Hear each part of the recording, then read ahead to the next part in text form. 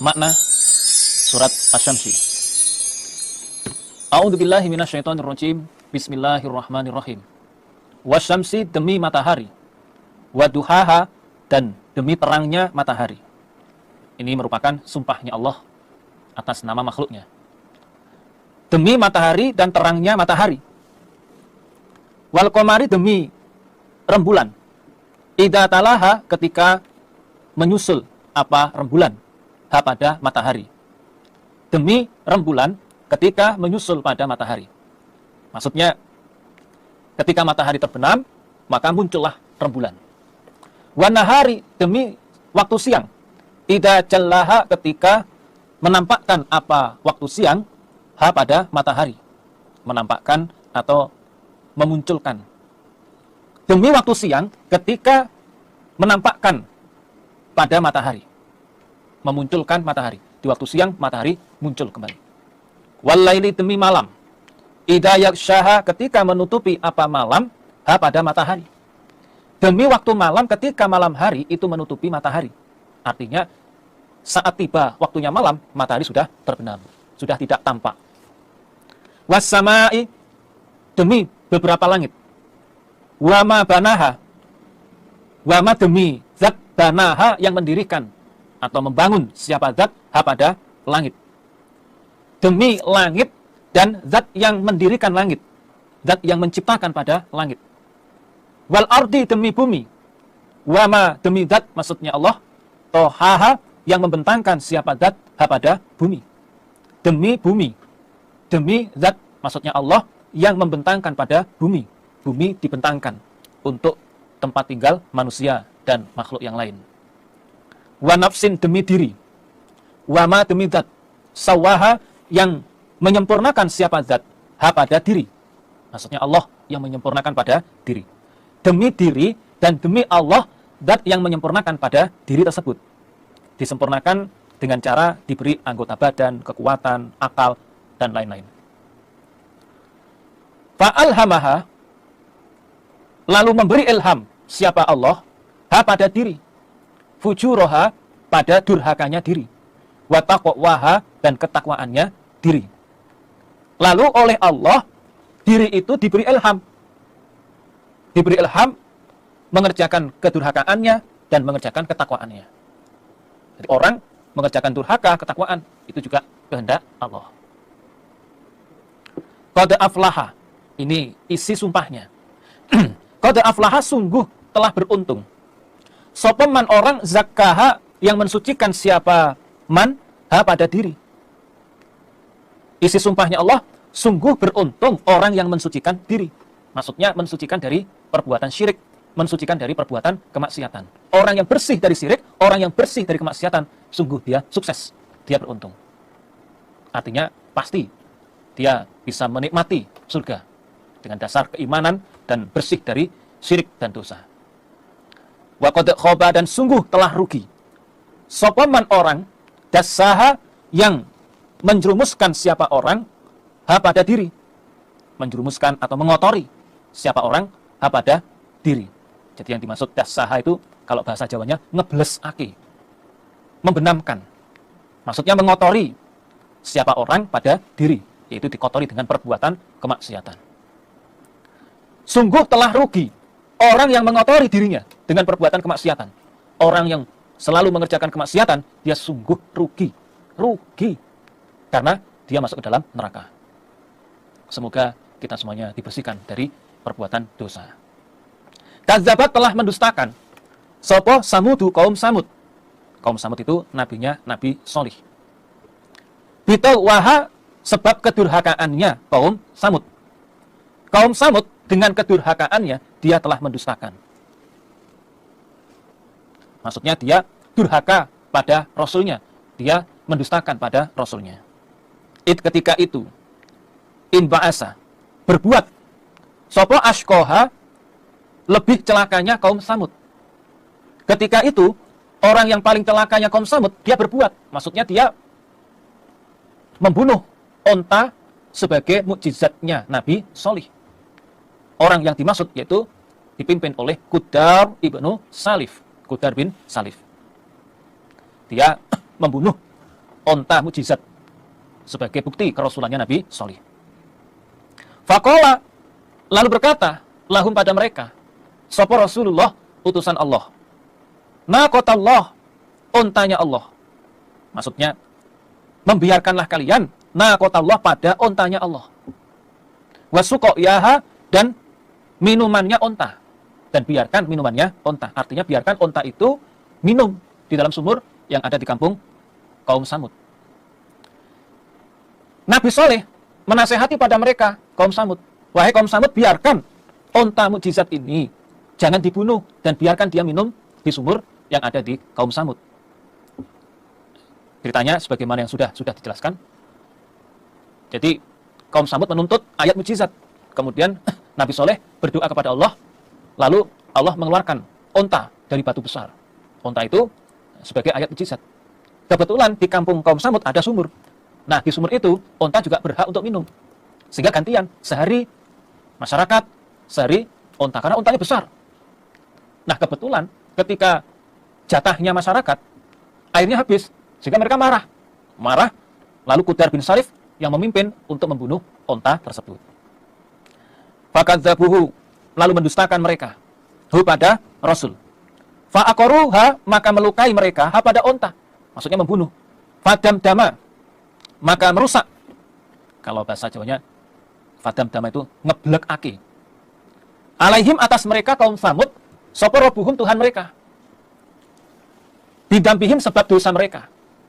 Fasawaha, maka meratakan siapa Allah pada siksa. Lalu mereka, kaum Samud, mendustakan pada Rasulnya. Tidak percaya. Akhirnya, mereka pun melukai onta mukjizat. Onta mukjizat dibunuh. Lalu, Allah merusak pada mereka sebab dosanya. Dan Allah meratakan siksa itu pada mereka. Jadi, mereka membunuh onta, ya mungkin karena jengkel. Setiap giliran onta, air ada. Setiap giliran mereka, air nggak ada. Atau yang kedua, mereka membunuh onta, itu karena memang mereka tidak percaya dengan ayat mukjizat itu. Dalam riwayat dijelaskan, mereka membunuh onta itu di hari Rabu.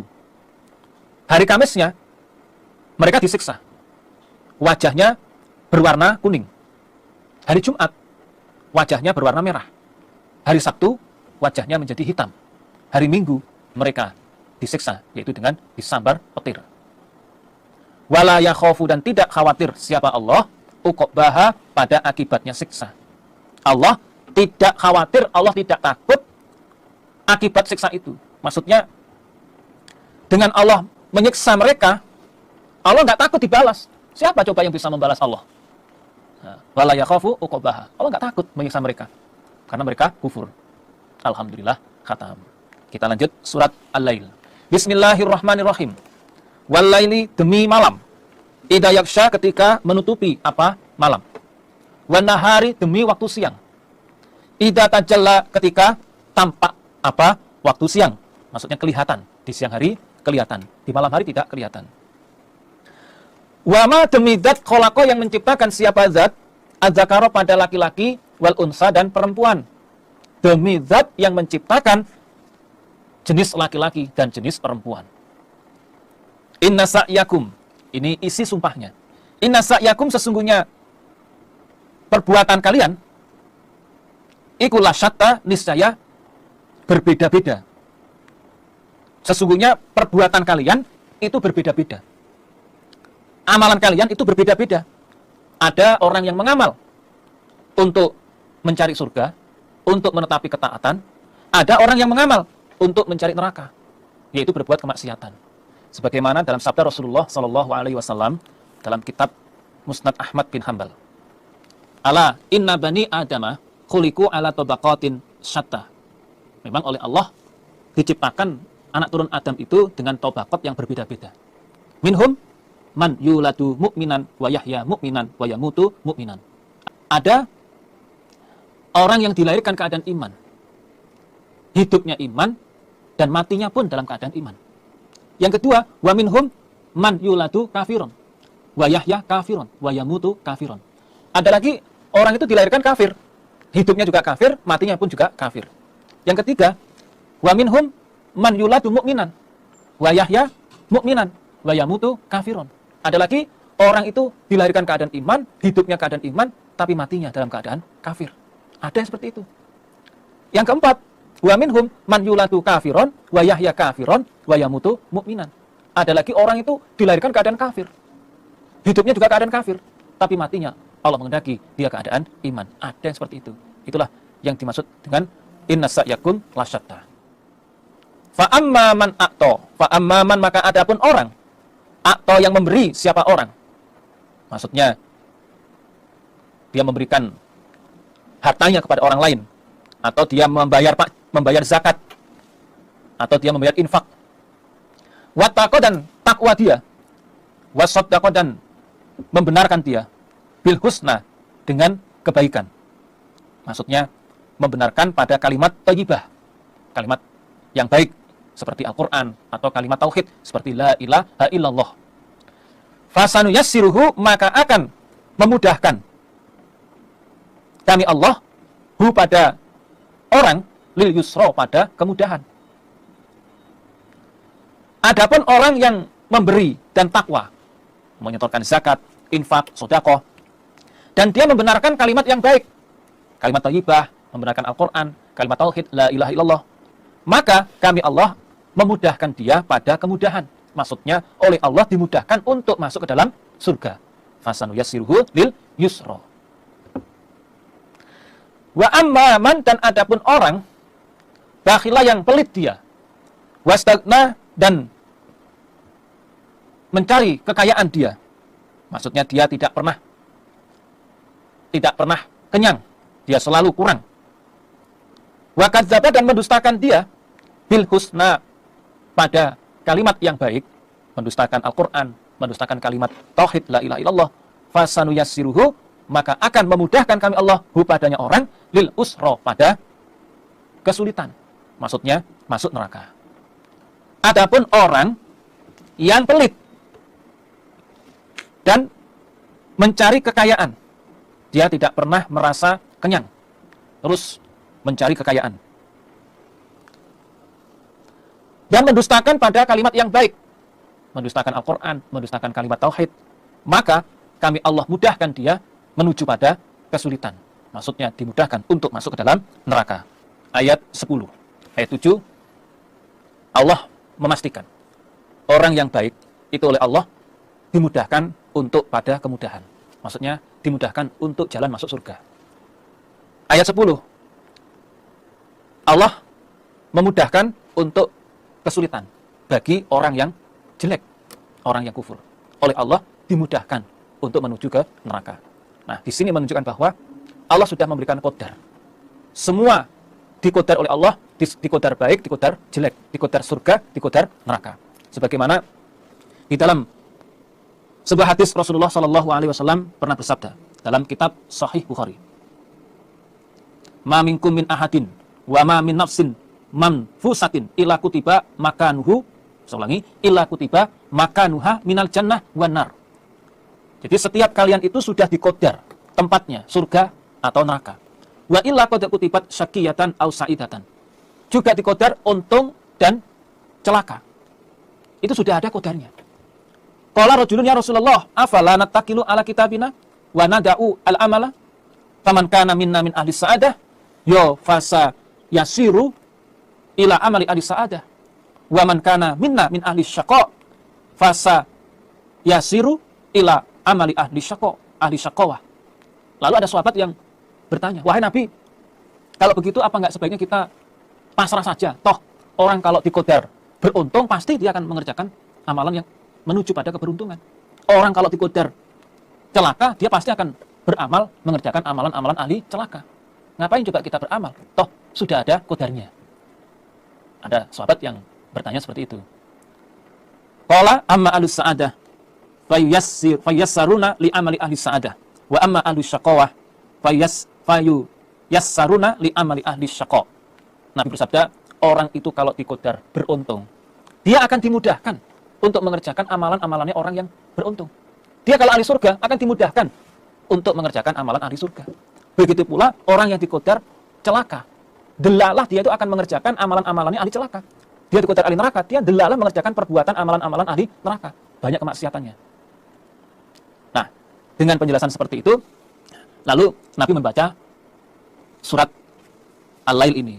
Fa amma man a'ta wa taqa wa shaddaqa bil husna fasanuyassiruhu lil yusra wa amma man bakhila wastaghna wa kadzdzaba bil husna fasanuyassiruhu lil usra.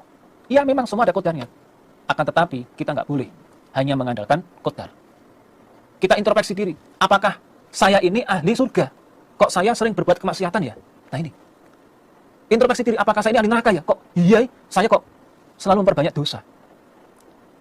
Nah, maka kita harus introspeksi diri, kita harus berbenah diri. Semoga kita semuanya dikodar menjadi ahli surga dan mengamalkan amalan ahli surga. Wa ma yughni, dan tidak bisa menolak anhu darinya orang, opo maluhu hartanya orang. Idza tarodda, ketika gelundung, tergelincir siapa orang. Maksudnya tergelincir, gelundung di dalam neraka. Ketika dia masuk ke dalam neraka, maka harta dia tidak akan bisa menolak dari siksa. Meskipun punya emas sak gedung, ketika disiksa oleh Allah di neraka, emas itu tidak bisa menolak siksa tersebut. Ini menunjukkan bahwa harta yang diberikan di dunia itu belum tentu jaminan untuk menghindar dari siksa. Yang bisa menghindar dari siksa adalah keimanan. Inna alaina, sesungguhnya atas kami, opolal huda, niscaya petunjuk. Sesungguhnya petunjuk itu atas kami. Artinya yang bisa memberikan petunjuk itu adalah kami, Allah. Wa inna lana, dan sesungguhnya bagi kami, opo lal akhirata, niscaya akhirat, wal ula, dan dunia. Sesungguhnya dunia akhirat itu bagi kami. Yang menguasai adalah kami.